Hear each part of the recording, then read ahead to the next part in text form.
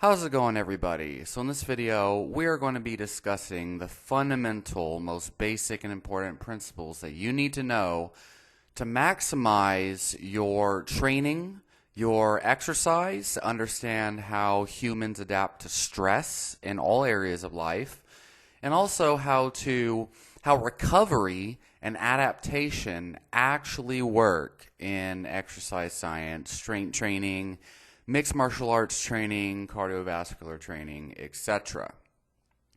So really what we're going to be going over is known as the fitness to fatigue model of training, stress, and adaptation. And sometimes what's kind of referred to as stimulus recovery adaptation. Although even those people oftentimes get this a little bit wrong.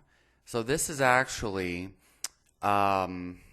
I would say, counter to the idea of supercompensation. Supercompensation is absolutely a false understanding of how living organisms adapt to stress. Okay, supercompensation is a myth. It doesn't happen. Modern medical science knows this, but for some reason, exercise science is still hanging on to it.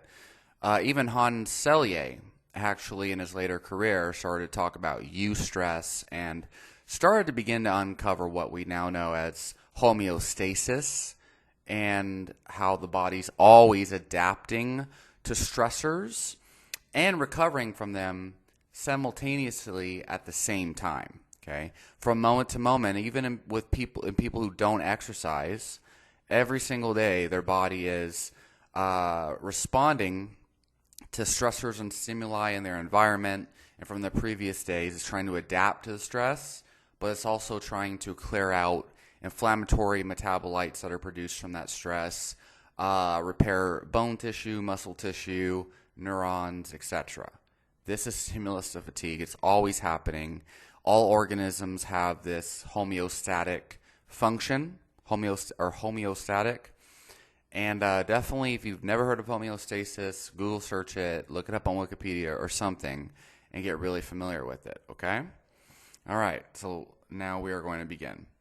So, and this is in regards to training and maximizing your improvements from training from day to day, and also minimizing the recovery costs. So if you have sore muscles, lethargy, excess fatigue, stuff like that, you feel exhausted, if you have trouble sleeping, testosterone to cortisol ratio, whatever. A lot of times, almost always, it has nothing to do with massage guns, vitamins, minerals, whatever. Sometimes if you have a deficiency, but almost always, your training just sucks. So let's get into it. So when you go in to train, no matter what it is, if we're talking strength training, squats, deadlifts, if we're talking about mixed martial arts, boxing training, sparring, whatever, if we're talking about running more miles, your intention with training is to get your body to adapt to the given modality, okay? So if your goal is to run 135 miles in 2 years, every single day when you go into training, your intention is to get your body a little bit more adapted in that direction towards running 135 miles. Now, of course, you can't just go out there and just run 135 miles right away because your body's not adapted to it yet. However, most people who have a goal like that, they break their training down into chunks, and they are basically doing like smaller versions of that marathon. And at the very beginning, it might only be 1 mile, 2 miles, but over time, you start to trend your mileage up and up, and you have periods of training where you do higher volumes and lower intensities, and then higher intensities and lower volumes. Preferably, no matter what, though, with a higher frequency, okay? So this is just an idea of how you chunk up your training for that longer-term goal. Strength training is you usually, if your goal is like increase your 1 rep max on squat, it's easier to just jump into a program and just do the program over time because so basically, if your goal is to improve your 1 rep max strength, all you really need to do is in the given movement in which your strength increase is desired, You train that movement as frequently as you can, with just the right amount of volume and the right dose of intensity, and you slowly add a little bit of weight over time as your body and your strength level and your rate of perceived exertion allows. So we're going to get into that a little bit later in this video. But anyway, different goals, okay, different training modalities, but they all follow the same principle of specific adaptations to imposed demands, the SAID principle, okay? And what that means is your specific goal. If your goal is to get into the MMA cage and use kickboxing, wrestling, and jiu-jitsu to finish your opponent, to knock out your opponent, to tap out your opponent, most of your training needs to look like I'm talking at least 80% of your training needs to look like what it is you plan to do in the cage. It needs to be very specific. That's your intention to adapt to the given training modality, right? To the given performance, okay? Again, it follows the same principle, the SAID principle, okay? Now, that doesn't mean that lifting weights isn't going to transfer into mixed martial arts performance, because it is, because it's specifically increasing your force production, okay, and adapting your bones, your muscles, your joints, your ligaments to be able to sustain greater forces, which prevents injury. If you have stronger knees from squatting, then if somebody gets you in a knee bar, they're much less likely to actually snap your knee in half. Okay, you could probably be more, you're going to become more durable from the strength training. So strength training definitely directly applies to mixed martial arts.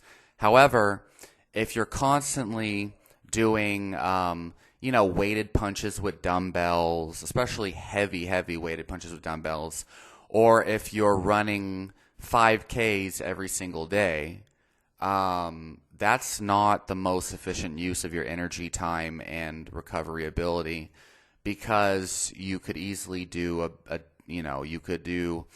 lower intensity flow rolling, flow sparring, flow wrestling, where you build technique and skill that's specific to your performance, and you're getting the same kind of aerobic stimulus at the same time. So you basically get the benefits of running long distances and skills, because it's kind of hard to execute the techniques your coach taught you when you're going high intensity with someone else trying to take your head off. But it's very easy for you to start to actually learn the skills and apply the skills that your coach has taught you during sparring or whatever, if you're doing the flow intensity and you get aerobic stimulus at the same time. But you also need to do moderate and higher intensities. But anyway, with running, okay, if your goal is to run 135 miles in 2 years, obviously running needs to be the majority of your training, and running 135 miles will kill you if you do that too frequently. Strength training, while not, doesn't seem very specific to running, can improve your muscles' overall total capacity to tolerate force.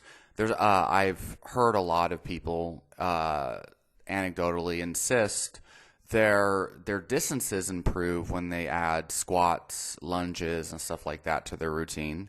The other thing is, you often hear runners, especially in older age, complain about knee pains and stuff like that, and they blame the running and say running's dangerous or bad for your knees. The fact of the matter is, first of all, managing stimulus of fatigue, which is what we're getting into in this video, being able to train hard enough on a consistent basis while not training so hard that your body has trouble recovering, will be able to prevent that, the pains and aches and knees, degeneration and things. The other thing is squatting, lunging, strength training will not only improve your force production to where you can potentially run faster, even in marathons, sustain a faster pace over a longer period of time, because you have a greater capacity to produce force, stronger muscles, but also you have stronger knees, stronger connective tissue, stronger collagen, ligaments, etc.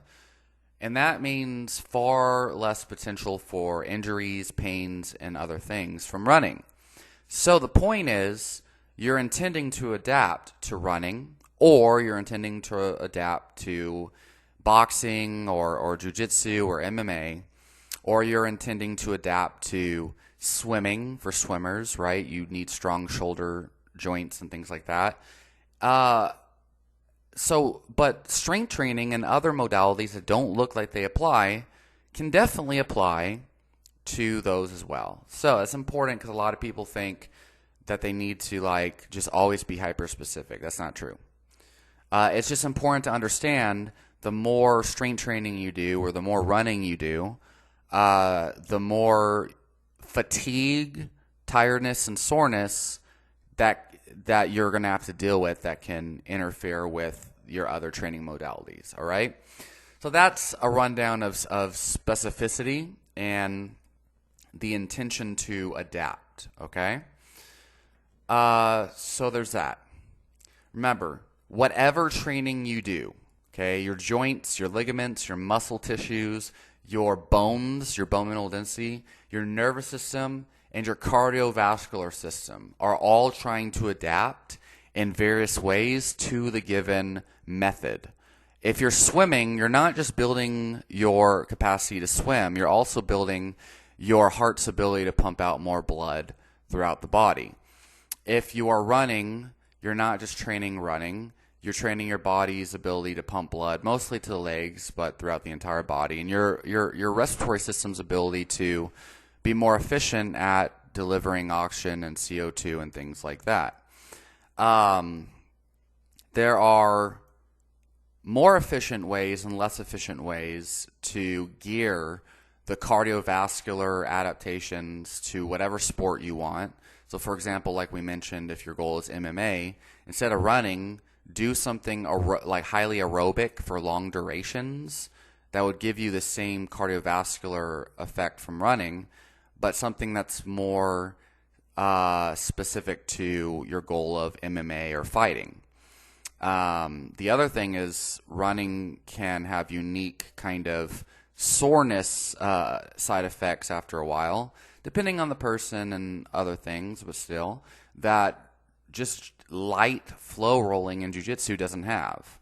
You could flow roll or flow spar or whatever all day, and unless your partner is just like really irresponsible, not hurt yourself. So anyway, inducing these adaptations, all of these things we just talked about, is known in the scientific literature as stimulus. Okay? Stimulus. Whatever training modality you do, whatever intensity, volume of the training, this is a stimulus, okay? And this stimulus is no different than if I was to put my hand on fire, okay? Put your hand on fire, that might potentially burn you, and it creates all sorts of adaptations. Like, actually, a better example is go out in the sun. You go out in the sun, and the sun burns you a little bit, right? You might get a little bit of a burn. I'll get a tan or whatever, believe it or not. But the longer you stay out there, the more tanned you're going to get, right? Anyway, it's a stimulus. Your body is attempting to adapt to the sunlight. It's attempting to recover from the sunlight at the same time. And as long as I get just the right amount of sunlight each day, and don't overdo it, I can consistently nudge a little bit more time in the sun, until eventually I can tolerate a whole hour out in the sun without getting burnt. And very soon I can just be out in the sun all day and not have to worry too much about sunburn and other things, because my body's built the tan or the callus. Calluses, that's another thing. So that's an adaptation. Calluses on your hand or on your feet or whatever, building calluses happens as an adaptation to the stimulus of, roughing up your hands or whatever. Your hands adapt to get stronger to be able to tolerate the stress of whatever you're gripping that built the callus in the first place. Your skin, it adapts to the sunlight so that you get more sunburn, or less sunburn and more tan, etc. So you can handle more sunlight. The sunlight gets less stressful the more often you expose yourself to it. That's a stimulus, that's adaptation, that's how it works. Our whole goal is to expose ourselves to the specific stimulus that we're desiring for our performance, to expose ourselves to that stimulus enough to where your body can tolerate more and more of it, and we need less and less recovery because that stimulus gets less and less stressful over time. That's the goal of training. Okay? Supercompensation says that the stimulus never gets less stressful, that you're always going to need to recover more, and in fact, the more your fitness improves, like the more you improve, the more recovery you're going to need, because supercompensation claims every time you put your body under stress, it needs a certain amount of time to recover, and you cannot train again because your body will not improve until it's fully recovered from that stressor. So basically, supercompensation gives people the idea, like in practice, this is what people do when they base their training philosophy on supercompensation, where they'll go and they'll nuke their body. They'll kill their body in training, and then they'll spend 2 weeks of recovery away from the gym. And then they'll come back when they don't feel like crap anymore. And that's how you get injured. That's how you get burnt out. And this is how you get subpar results. It's not based on any real science. So yeah, that's the stimulus. All right. So inducing adaptations through training is known as the stimulus. Okay. That's the modality of training, the training method. So when you put your body under greater amounts of stress than it's currently adapted to, well, actually, just when you put your body through any kind of stress in general, even if you're used to running a 5K, running a 5K will produce secondary metabolites in your blood, muscle damage, and other things. And basically, this is if you like, the greater the stress is, the more unadapted you are to something, the more new a training stimulus is. Like if you've never done 20 burpees and your coach just throws 20 burpees at you and you've never done it before, you haven't done it in a couple months, it's going to be significantly harder to recover from than if you were to do 20 burpees every single day. So the less familiar a training stress is to you, the more fatigue is generated, the more stressful it is. And so basically, the more stressful a training stressor is, the more novel, the more new a training stressor is. When you put your body under a stressor, it's a stressor that it's not very familiar with, then you create soreness, tiredness, sensations of pain, aches, etc. You might feel exhausted. You might have trouble sleeping, whatever. But you get soreness, muscle soreness. You get burning sensations, pains, tiredness, exhaustion, whatever. Maybe mood changes. So this is what's known as fatigue. Fatigue is basically any negative effect you get from training. Okay, if you just hit a heavy squat session 3 hours ago, and now your knees are hurting and you feel like you just want to go to sleep, this is really serotonin building up in the periphery, making you feel lethargic. And then the next day you wake up and your legs are killing you. You just feel like you feel stiffness, you can't walk, you look like a paraplegic or whatever, paraplegic. That's known as fatigue. That muscle soreness is created from inflammatory byproducts, and it's beginning the repair processes, and to a certain degree, muscle damage and things. Inflammatory metabolites are being produced and making you feel tired, making you feel sore. That is what's known as fatigue. If you haven't gone to your MMA training in two months, and then you just throw yourself into a hard wrestling practice, number one, your cardio is going to be super low. You know what I mean? You're going to feel sluggish. You're not going to be as sharp. You're going to forget techniques. And you're going to basically die if your coach doesn't auto-regulate and moderate the intensity to your current level and allow you to kind of like get back up to speed. If you just go right back into the same intensity that you were before, you're going to feel like shit the next day. You're going to feel like you got hit by a truck, okay?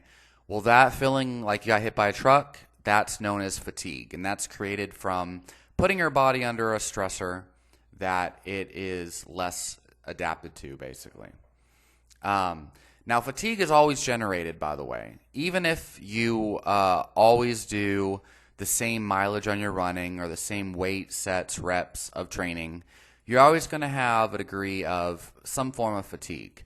The thing is, just because you don't feel sore, just because you don't feel tired, just because you don't feel negative symptoms doesn't mean your body's not producing different molecules, different kind of metabolites and muscle damage and things. Your body is always producing fatigue as the byproduct of stress. Now, how extreme and severe those side effects are, how severe that fatigue is, how severe the soreness is from training, is entirely dependent upon how adapted you are to the given stressor. Okay? And the more often you expose your body to the same stressor, as long as that stressor is not too much for your body to handle at that time, your body will begin to adapt and build a tolerance to the stressor over time. And that method of training or whatever it is, whatever stimulus, it'll become less and less stressful over time. And thus, it'll produce less and less fatigue. Okay? That's the whole goal of a real good coach, someone who knows what they're doing, someone who can take any scrub off the streets and turn them into a champion. You don't have to have good genetics or anything, as long as you auto-regulate the intensity and volume and cater it to the individual and their own abilities on each given day. Some days, even the best fucking athletes on the planet, okay, they will come in for training and feel like they got hit by a truck. And you cannot expect that person who feels bad to perform at the same high level that they might have done yesterday or the day before. You have to lower the volume and intensity and still try to get some kind of improvement on a day-to-day basis.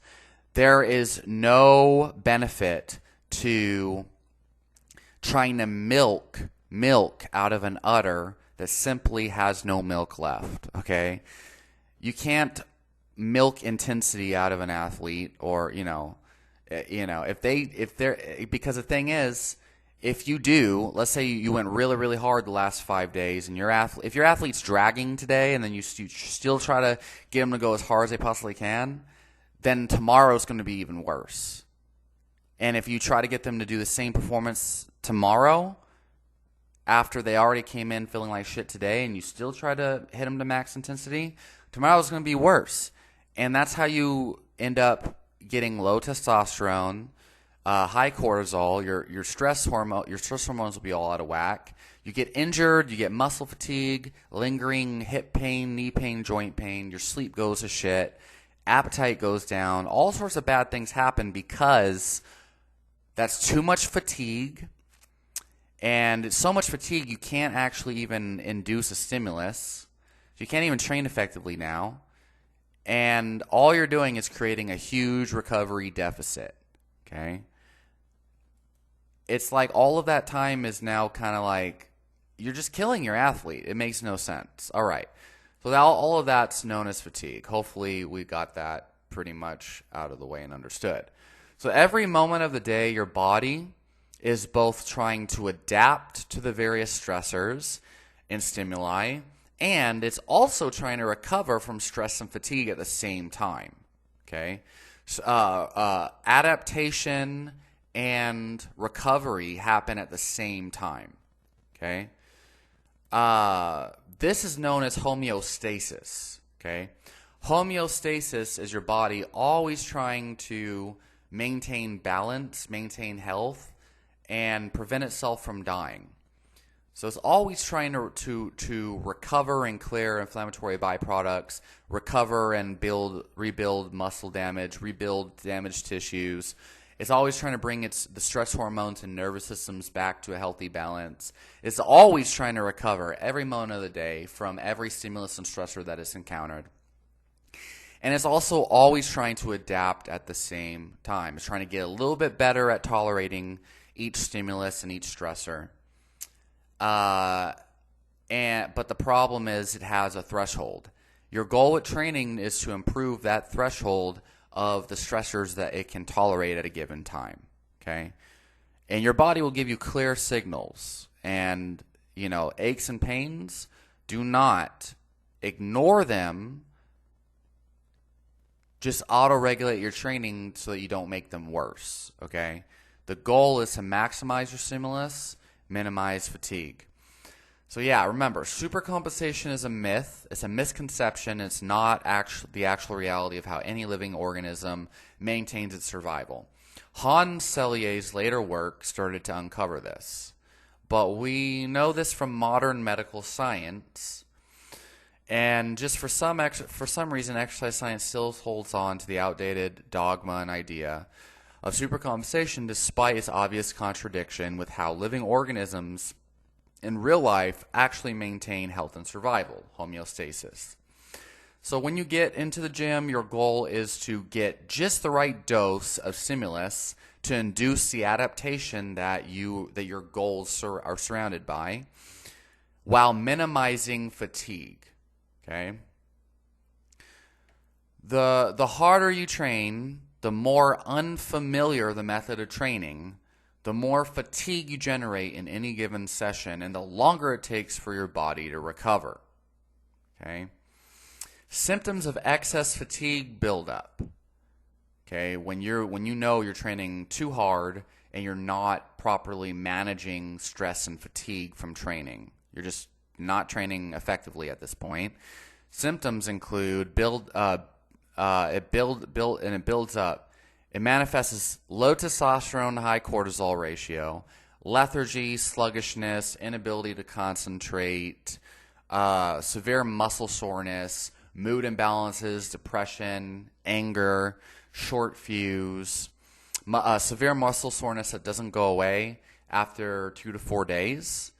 Effective training, you shouldn't be sore after the first 2 to 4 weeks. If you're always sore and you've been doing you've been training for longer than like a month, especially longer than 2 months, that means your training sucks. Whoever's doing your programming or your coaching, your body's not adapting. It's just always in a recovery deficit, and you're not really improving. You're probably lying to yourself, or maybe you're improving a little bit, but killing yourself at the same time, and you probably could do substantially better, like 5 times more improvement if you would simply stop training harder than necessary. So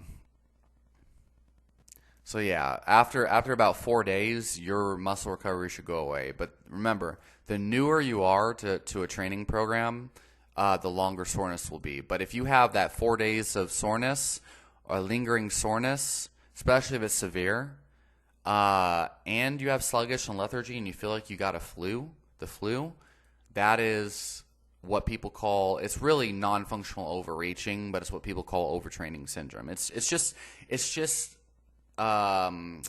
moronic training or ineffective training, okay? The more frequently you train with the right dose of stimulus, the less stressful training becomes to you over time, okay? So remember, again, the more frequently that you train with the right dose of stimulus, because if you have the right dose of stimulus and you're not training so hard that you're beating yourself into piss every day, you should be able to recover overnight, okay? And be able to come back to training the next day and repeat the same performance as yesterday and do a little bit better. And you should feel a little bit better too. Training should make you feel a little bit better. The goal should not be to suffer. That is a sign if you're suffering every day during training, that is a sign that your body is not in an optimal adaptation state. It's not adapting to training. Again, you might see a little bit of improvement, but it does catch up to you over time, and it's not nearly as much improvement as you can get over the long term if you don't blow all your load at once, right? If every day you're trying to go to the maximum intensity, you're not going to have enough energy left through the next couple days or whatever to get maximum dose. You're going to perform a little bit less as time goes on. So yeah, your body is built, so the more frequently you train with the right dose of stimulus, the less stressful training becomes to you over time. Because your body has built a greater tolerance to that specific stressor, and thus you're able to handle harder training, more volumes and greater frequencies of that training you're able to do over time as your body adapts. So again, with the right dose of training, if you train properly over time, training should actually feel less and less stressful, less and less difficult to you over time, because your body's adapted to tolerate that training. It's actually created the adaptations that the whole purpose of training, right? To get your body to adapt and tolerate it.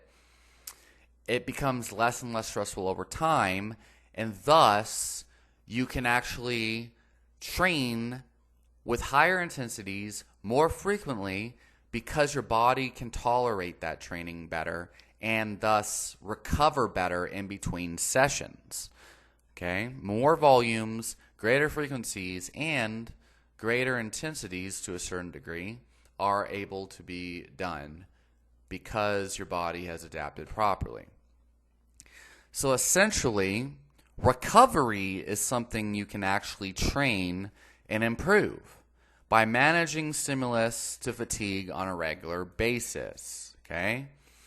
So the way that you manage recovery is by training intelligently, using auto-regulation in your training, and not trying to kill yourself every single day. Okay? Train with intention. Don't try to seek some masculine, hyper-masculine, machismo, more guts than brains type of thing, where you think you get a gold medal for fucking killing yourself, and it's not necessary. It's actually counterproductive, and it's very unhealthy. So massages, foam rollers, cupping, special supplements, turmeric supplements and boswellia and anti-inflammatory stuff. What's another one? Willow bark extract. IV therapies, sleeping more hours than needed, right? Just sleep more, bro. Special recovery training, right? Like corrective exercises and crap that, they're like, we'll fix your back pain if you do this corrective exercise or whatever. Green smoothies, antioxidant supplements, none of that is going to really provide much of a noticeable benefit. Massage and foam rollers, yes. Sleeping more, maybe. But none of that's going to really give you as much of a benefit to improve your recovery as profoundly as simply managing your stimulus to fatigue ratio. Okay? Almost always, when I have clients that are like, yeah, man, how do I improve my recovery? What about massages and this and that? What about this supplement? I'm taking BCAAs, which is you just need to eat more protein if that's the case. Almost always, if it's not a nutrition issue, they're under eating, especially under eating protein, almost always it's because they're doing all sorts of extra crap that is only causing extra fatigue. It's causing too much muscle damage, muscle soreness, and things. It has no logical place in their program, especially a lot of times it's random circuits and stuff, variety. And they're just not adapting to training. It's not that you need to recover more. It's that you need to mold your training to be able to allow you to adapt. That's what it is. And this topic's so important to me just because I just see this, especially older people who say, I'm just too old to train, more than 3 times a week. It's like, it's not that you're too old. It's that you don't understand how to like manage your training to be able to get your older self to adapt better. Because even if you're 50, if you train this way and you understand these principles, you can recover like when you were 18. You know, this whole idea that of wear and tear injuries, all it is too much stress and too much stress and too much fatigue and not managing your training enough, right? So if you have symptoms of excess soreness, feeling chronically exhausted, trouble sleeping, and you feel like you train really hard, really often, okay, combined with these symptoms on a frequent basis, chances are very high that you are simply training way too hard and your body is not adapting to it. Your body is having significant troubles adapting to the stress of the modalities of training that you've been doing, okay? That's just the way it is. It's not like, oh, this is just the way training is. If you want to be the best, you got to kill yourself. That's not true. It's not grounded in science. And it's actually kind of almost the opposite. There's a reason why in most professional sports, the career length is so little. Have you ever noticed like some of the greatest athletes, like what, Tom Brady and some of these, and LeBron James, what was the other one? Fucking Kobe Bryant. Like a lot of these athletes that you see have long careers and stay in there. George St. Pierre from MMA. They can stay in the game for the longest. Like if you break it down, they'll often say, oh, it's the green drinks, the supplements, the clean diet. They'll say it's the corrective exercise. No, usually it's because they're managing stimulus to fatigue properly. So if you want to be the best and you want to be on that ability to recover from training to where you can have, a 30-year career and be an old person still dominating your sport, like George St. Pierre is a great example, and his coach always talks about training to RP 8 every day and doing more flow sparring. Even though Firas Zahabi is his name, he has so many crackpot ideas that aren't true, but that's a good one. That's how you do it. It's how you maximize longevity in your career. That's how you actually become elite, okay? And if you've ever noticed how athletes, like that were like football players, wrestlers, they were high-level athletes in college or whatever, especially if they maintain their activity levels, they have a lot less trouble adapting to a hard training schedule in sports than, say, a sedentary dad or something, right? The real reason why testosterone levels decline as age progresses, the real reason why, you get aches and pains and stuff as you get older, it's not because you're getting older that's causing the issues. What it is a lack of these training modalities. If you never really exercise, and especially if you have a sit-down job and you don't really have an active lifestyle, the more frequently that you expose yourself to the sedentary activities of sitting on the couch and eating potato chips or whatever it is, the more your body adapts to being lazy. Basically, you have a lack of you're undertrained. You're undertrained. Okay, you don't have the work capacity trained, right? And so the reason why people who stay active or they're athletes in college and stuff, it's not always genetics. Very often, I would say even more so, it's just because they have the work capacity trained already. So when they go to a new sport, they just got to train specifically for that sport. But they've already had a baseline level of stress that their body has adapted to be able to tolerate, a physical stress. That's very important to understand. And it's a huge misconception that's not based in actual science, that just, as you get old, you just can't do as much. No. The longer that you stay sedentary, the longer that you stay inactive, the less stress your body can tolerate. It's the less stress your body's adapted to. So if you can adapt your body to stress again through using these principles and not killing yourself every time, you don't have the same problems all these other old people have. So yeah, do not train so hard that your body cannot adapt to the training. If you have all these side effects, that's what's happening. People think they deserve a badge of honor for training themselves in the dirt and training themselves in the burnout and exhaustion, when in reality it's not worth a badge of honor. It's like you need to learn how to train properly. It's a weird machismo, tough person mentality that doesn't really get you anywhere but injured. Unless, of course, you have really good genetics and your body can just build the tolerance to it and recover and adapt to that training modality. Well, then maybe you'll be light years ahead because you're actually training harder. But if you can't adapt to it, that's the key. You shouldn't just press forward. The reality is improvements do not come from grinding yourself into a pile of dust and going as hard as you can every session with the hardest training possible. If your goal is to improve your abilities in any sport or training endeavor, you will see light years more benefits in focusing more on only training hard enough to induce your desired adaptation and maximizing recovery on a day-to-day basis using auto-regulation by minimizing unnecessary fatigue and training stress that doesn't, especially if it doesn't quite transfer into your sport enough to justify the extra energy or training load. So again, if you're feeling sore on a regular basis, if you're feeling beat up, tired, exhausted, especially if you have trouble sleeping, and you're trying to be an MMA fighter, and you're doing all this running and circuit training, the first thing you need to deload, so to speak, is the running and all the crap that doesn't make you a better fighter. Having a good gas tank doesn't have to come from running. You don't have to run to have a good gas tank.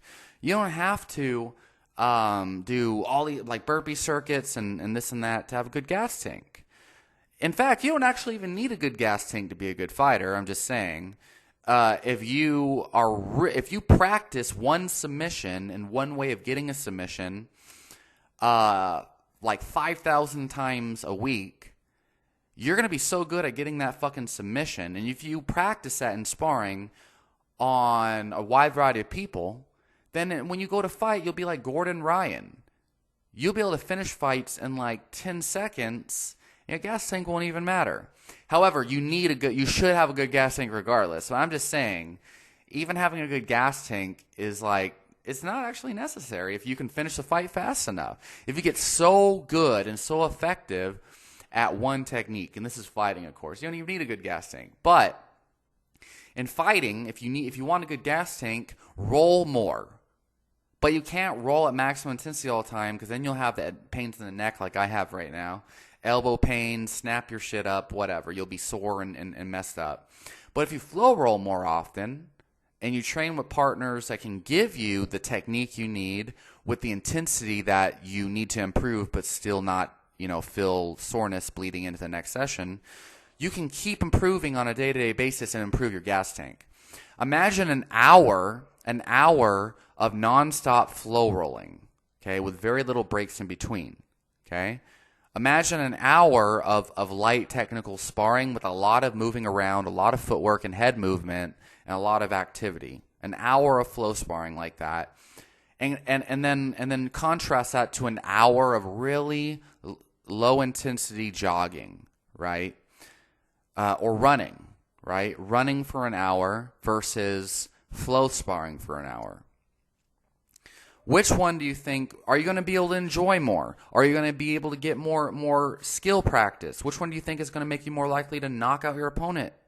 Which one do you think is going to make you more able to even last, 3 5-minute rounds or 5 5-minute rounds if it's a championship fight, right? 5 times 5 is 25, right? And remember, the goal with aerobic training is work capacity. Okay, I know fighting requires multiple bouts of sprinting and stuff, but instead of running, do something more specific to your sport that still builds aerobic capacity. Strength training is unique because it's the only modality that you can actually build bone mineral density, resistance to force, and build strong knees and joints and ligaments and things. You don't get that from body weight, push-ups, and all this other stuff, and progressive overload too. Like if you're doing squats with a 200-pound sparring partner on your back, that's great and better than nothing, but your body will adapt to that and you'll become so tolerant of it over time that you need to start to add weight to it over time, or else you're not really going to get any improvement out of it. And turning that into cardio with more reps and other things is not going to give you the force production benefits or the bone mineral density benefits. So just saying. The way you maximize stimulus to fatigue is by training as frequently as you can with the right dose of volume you need for your intended goal, and use autoregulation day to day to moderate the stress and moderate the fatigue of each session, so that every single day you get the right mixture of stress and also recovery at the same time. So ideally, you train hard enough to get the right skills and the right stimulus, and you recover overnight, and you can go back again the next day and get a similar dose of stress, maybe a little bit more, and keep getting those little bumps of adaptation and stimulus and adaptation, little bump of stimulus, recover overnight, a little bit more stimulus, recover overnight, and it's this nice little like bumping up, recovering overnight, bumping up. It's like, it's a one step forward. Actually, it's like half a step forward, half a step forward, half a step forward. Little bit. Because over the long term, you will build more adaptations, more improvements over time with less injuries and setbacks and less recovery deficits. You can train more frequently, more often, and get better quality of training consistently. Compare that to the person who comes in on Monday and kills himself. They get a huge bump of stimulus, right? They do 2 steps forward in that one session on Monday, but man, they're like, oh fuck, like they don't recover as well overnight. They're still recovering 2 days later, right? They come in Tuesday and they're down here. That's 2 steps forward, 2 steps back, well, maybe 1 step back, whatever. They're in a deficit. Wednesday comes around and they're like, they haven't had a step forward, they're like a half step down. And then Thursday comes and they just now go back to baseline. So Thursday comes and now they can do another 2 steps forward. And it's like, is that really as productive? Over the long term, you'll get injured less. You'll be less burnt out. You'll have a lot, if you're doing a sport, if it's not strength training, you have way more skill development.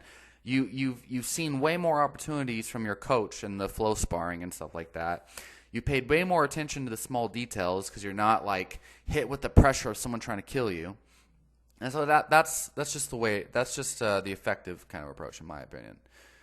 So anyway, I have a lot of other things kind of like written on here, but I'll just go over it briefly. Powerlifters often insist at the higher levels that they can only recover from deadlifts if they train the deadlift infrequently, like twice a month.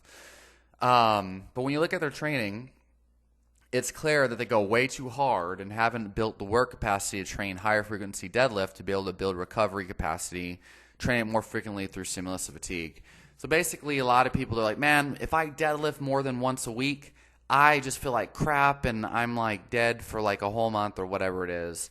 And they just think that they can't recover from deadlifts because they think that deadlifts are somehow unique and it doesn't abide by the same principles of homeostasis and human metabolism that other movements do.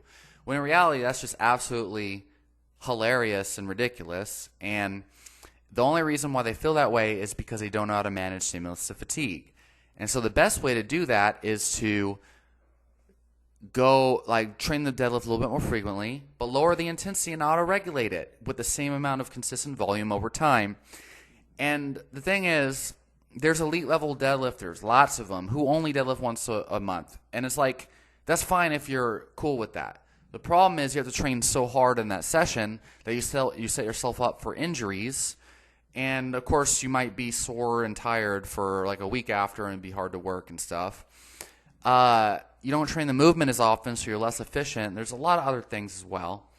But basically, you're probably going to be safer and more effective at the movement, more efficient, and feel better if you train it more frequently and just auto-regulate. All right, I got to go pee really bad. That's pretty much all. Leave your question, comments down below, and I'll talk to you all next time.